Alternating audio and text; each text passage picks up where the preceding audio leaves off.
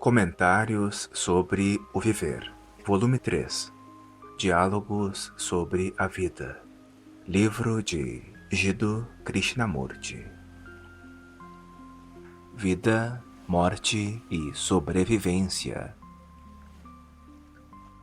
Aquele era um soberbo tamarindeiro, carregado de frutos e de folhas novas e tenras.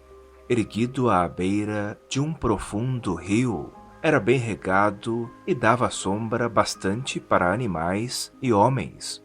Debaixo dele havia sempre um certo movimento e barulho, conversas em voz alta ou um bezerro a chamar pela mãe. Era de belas proporções, e seu vulto desenhava-se esplêndido contra o céu azul. Sua vitalidade resistia ao passar dos anos. Devia ter presenciado muitas coisas nos incontáveis verões que atravessara, a contemplar o rio e o movimento em suas margens. Rio interessante, largo e sagrado, e de todos os cantos do país afluíam peregrinos para se banharem em suas águas. Sobre ele navegavam, silenciosos, barcos de escuras e quadradas velas. Quando a lua nascia, muito grande e quase vermelha, traçando uma senda de prata sobre as águas dançantes, havia alegria na aldeia próxima, e na outra, da margem oposta. Nos dias santificados, os aldeões desciam à beira d'água, cantando alegres e ritmadas canções. Traziam comida e, entre falas e risos, banhavam-se no rio. Depunham depois uma grinalda ao pé da grande árvore e espalhavam cinzas vermelhas e amarelas ao redor de seu tronco, porque também ela era sagrada, como o são todas as árvores. Quando, enfim, cessavam as falas e gritos e todos voltavam às suas casas, ficavam a luzir algumas lâmpadas, deixadas por piedosos aldeões. Consistiam essas lâmpadas em um pavio feito em casa, colocado em pequeno pires de terracota com óleo, que o aldeão mal tinha recursos para comprar. A árvore reinava então suprema. Todas as coisas com ela se identificavam: a terra, o rio, a gente, as estrelas. Instantes após, recolhia-se em si mesma, entregando-se ao sono, até a tocarem os primeiros raios do sol. Frequentemente, transportavam para a beira do rio um morto.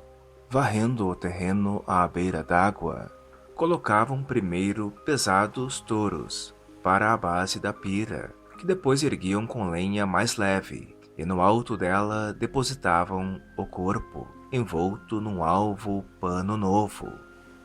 O parente mais próximo chegava então à pira uma tocha acesa e altas chamas rompiam a escuridão, alumiando as águas e os rostos graves dos parentes do morto e seus amigos, sentados todos em torno da fogueira. A árvore, ligeiramente alumiada, comunicava às chamas irrequietas um pouco de sua paz. Levava horas para o corpo se consumir, mas todos permaneciam sentados em roda, até nada mais restar senão brilhantes brasas e pequenas línguas de fogo. Em meio àquele extraordinário silêncio, uma criancinha começava a chorar e raiava um novo dia. Ele fora um homem de certa fama. Jazia moribundo, na casinha situada além do muro e do jardinzinho, outrora tratado com desvelo e hoje abandonado. Achava-se rodeado da mulher e filhos, e outros parentes próximos. Passariam meses, talvez até o desenlace final, mas todos já o rodeavam, e na casa reinava a tristeza. Quando entrei, pediu a todos que se retirassem, o que fizeram relutantemente, ficando apenas um menino que brincava no chão com seus brinquedos. Depois de saírem todos, acenou-me para que me assentasse, e por algum tempo ficamos sem pronunciar palavra, enquanto os ruídos dos trabalhos domésticos e do movimento da rua invadiam o quarto. Falava com dificuldade. Quero dizer-vos que há anos venho refletindo sobre o viver e mais ainda sobre o morrer nesta minha prolongada doença. A morte parece uma coisa muito estranha. Muitos livros li tratando desse problema, mas todos me pareceram um tanto superficiais. Não são superficiais todas as conclusões? Não estou certo disso. Se lográssemos chegar a certas conclusões profundamente satisfatórias, elas teriam alguma significação. Que há de errado em chegarmos a conclusões, desde que sejam satisfatórias? Não há nada de errado, mas não é um horizonte ilusório, que então se delineia. A mente tem o poder de criar ilusões de toda ordem, e parece-me tão desnecessário e infantil nos deixarmos prender por elas.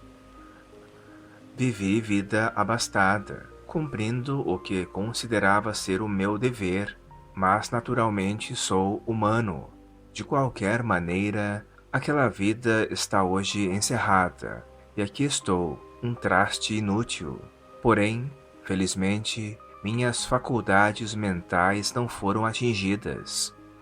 Li muito e continuo, como sempre, ansioso por saber o que acontece após a morte. Continuo a existir ou nada mais resta depois de perecer o corpo? Senhor, se permitis perguntar, por que vos interessa tanto saber o que acontece após a morte? Não é o que todo o mundo deseja saber? Provavelmente, mas se não sabemos o que é viver, podemos saber o que é a morte? Viver e morrer poderão ser a mesma coisa, e o fato de os termos separado pode tornar-se causador de grandes aflições. Sei de tudo o que dissestes em vossas palestras sobre esta matéria. Contudo, desejo saber, tereis a bondade de me dizer o que acontece depois da morte? Eu não o repetirei a ninguém. Por que vos empenhais tanto em saber? Por que não deixar intacto esse todo, esse oceano da vida e da morte? Eu não quero morrer, disse ele, prendendo meu pulso com a mão. Sempre temi a morte, e, embora tenha procurado consolar-me com racionalizações e crenças, essas coisas só serviram de tênue revestimento a essa profunda agonia do medo. Todas as minhas leituras a respeito da morte representaram um esforço meu para fugir a esse medo, encontrar uma solução, e é por esta razão que vos suplico instruir-me. Uma fuga, de qualquer espécie que seja, pode libertar a mente do medo? O próprio ato de fugir não gera o medo? Mas vós mo podeis dizer, e o que disserdes há de ser verdadeiro. Esta verdade me libertará. Ficamos alguns momentos em silêncio. Depois, ele tornou a falar. Este silêncio foi mais benéfico do que todo o meu ansioso interrogar. Eu desejara ter permanecido nele, e nele morrer placidamente, mas minha mente não mo permite. Ela tornou-se não o caçador, mas também a caça. Padeço dores atrozes, porém isso nada é em comparação com o que me vai pela mente. Existe uma continuidade identificada após a morte? Esse eu que gozou, que sofreu, que conheceu, continuará existente? Que é esse eu a que vossa mente se apega e que desejais continue existente? Não respondais, por favor, mas tende a bondade de escutar sossegadamente. O eu só existe em virtude de identificação, com posses, um nome, a família, fracassos, êxitos, tudo o que fostes e desejais ser. Vós sois aquilo com que vos identificastes. Sois constituído de tudo isso, e sem isso não existis. É essa identificação com pessoas, com posses e ideias que desejais subsista, mesmo além da morte. Isso é uma coisa viva? Ou é simplesmente uma massa de contraditórios desejos, anseios, preenchimentos e frustrações, com mais tristezas do que alegrias? Pode ser assim, como dizeis, mas isso é melhor do que não saber nada. Antes o conhecido que o desconhecido, não? Mas o conhecido é tão pequeno, tão insignificante, tão limitante. O conhecido é tristeza, e, contudo, ansiais pela sua continuação. Pensai em mim, sede compassivo, não sejais tão inflexível.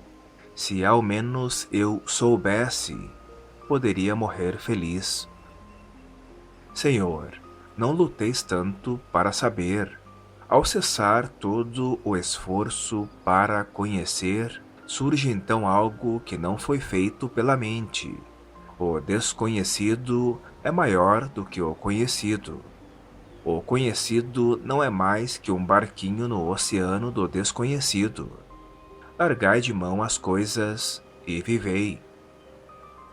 A esposa entrou naquele momento para dar-lhe algo a beber, e o pequeno levantou-se e saiu a correr, sem olhar-nos. Ele pediu à senhora que fechasse a porta ao sair e não deixasse o menino entrar de novo. Não me dá cuidados a minha família, pois tomei providências a respeito de seu futuro. É meu próprio futuro que me preocupa. Sei, em meu íntimo, que o que dizeis é verdadeiro, mas minha mente é como um cavalo a galopar sem cavaleiro. Quereis ajudar-me, ou não há para mim ajuda possível? A verdade é uma coisa estranha. Quanto mais a perseguimos, tanto mais esquiva ela se torna. Não podemos aprisioná-la por nenhum meio, por mais sutil e sagaz que seja. Não a podemos prender na rede de nosso pensamento. Percebei isso e deixai de parte tudo o mais. Na jornada da vida e da morte, temos de caminhar sozinhos. Nessa jornada não podemos buscar conforto no saber, na experiência, na memória do passado. A mente tem de ser expurgada de tudo o que em sua ânsia de segurança acumulou. Deuses e virtudes têm de ser devolvidos à sociedade que os gerou. É necessária solidão completa, não contaminada.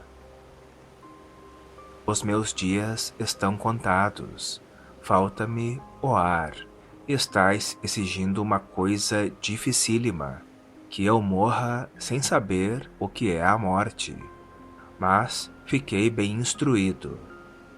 Que minha vida seja, e sobre ela desça uma bênção.